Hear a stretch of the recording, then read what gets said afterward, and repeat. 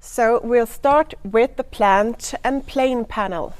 Here we have combined the two to a big wall panel that makes the environment vibrant, I would say, made from 55% recycled PET and in molded felt. Comes in 9 different colors, both the plant panel and the plain panel.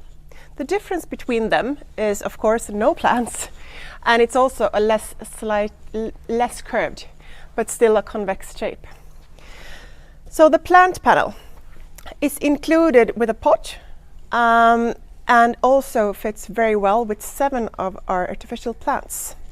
But of course you can put in real plants since the pot is waterproof. And these 7 new plants you can see easily on the website and combine them just as you like. So what about the mounting of this wall panel? Well, is it tricky? I would say it's not.